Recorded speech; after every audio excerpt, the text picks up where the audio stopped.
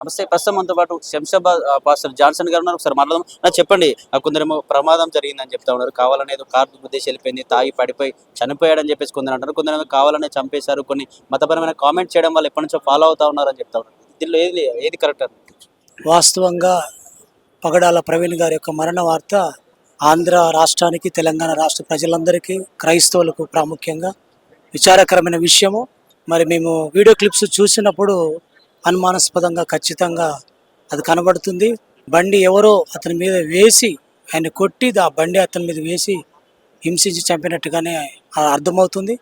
కాబట్టి ఈ విషయంలో క్రైస్తవులందరూ కూడా డినామినేషన్ భేదం లేకుండా ఐక్యం కావాలి.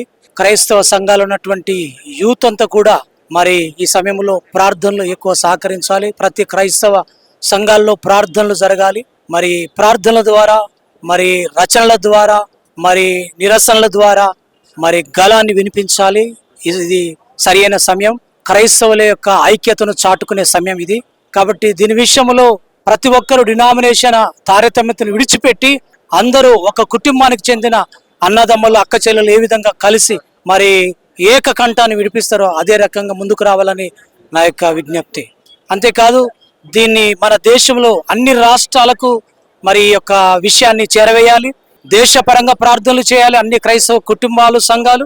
అంతర్జాతీయ పరంగా కూడా అన్ని దేశాల్లో కూడా ప్రార్థనలు జరగాలి. క్రిస్టియన్ దేశాలు, ముస్లిం దేశాలు ఐక్యం కావలసిన సమయం ఇది. అవసరమైతే ఈ విషయాన్ని ఐక్యరాజ్య సమితిలో కూడా దీన్ని విచారణ చేసి మాట్లాడాలని నా యొక్క విజ్ఞప్తి. అలాగే చనిపోయి పడిపోయిన దగ్గర ఏదో చెక్క రూపంలో ఒకటి దానికి బ్లడ్ ఉందని చెప్పేసి, అలాగే ముఖం పైన కూడా ఘాట్లు ఉన్నాయని చెప్పేసి, అలాగే పడుకొని ఉన్న వ్యక్తి పైన బండిని కావాలనే పెట్టినట్టుగా ఉంది అని చెప్పేసి కూడా కొంచెం కథనాలు వస్తా ఉన్నాయి. దీని ఎట్లా చూస్తారు? అది నిజంగా కొట్టిన వారు చంపిన వారికి టెన్షన్ ఉంటుంది, భయం ఉంటుంది. ఆ కర్రను ఆడ పడేసి వెళ్ళారంటే వారు ఆ యొక్క భయాందోళనలో వాళ్ళ ప్రాంతంలో అక్కడ దాన్ని వదిలేసి వెళ్ళిపోయారు.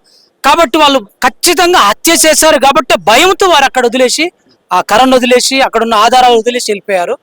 కొన్ని తీసుకొచ్చిన రాడ్లు అవివో పట్టుకొని పోయి ఉండొచ్చు, కానీ ఆ కర్రను ఉపయోగించిన కర్ర మటుకు అక్కడే కంగారులో వదిలేసి వెళ్ళిపోయారు. ఆ బండి అతని మీద వేయటం ఇంకొక ప్లస్, క్రైస్తవులకు అదే దొరికిన ఆధారం అన్నమాట, ప్లస్ పాయింట్. బండి యాక్సిడెంట్ జరిగినప్పుడు బండి అతని మీద ఎప్పుడూ ఉండదు, అది చాలా దూరంలో ఉంటుంది, మనిషి ఒక దూరంలో ఉంటాడు. కాబట్టి ఇది ఖచ్చితంగా 100కు 100 హత్య. ఈ హత్య విషయంలో నాకు తెలిసినటువంటి ఒక విషయం నేను చెప్తాను. అతని విరోధులు మన్ను నాకెదరిన ఒక స్వరం నేను విన్నాను, దేవుని స్వరం. కాబట్టి ఖచ్చితంగా ఎవరైతే హత్య చేశారో వారు ప్రశాంతంగా గడపరు, బ్రతకరు.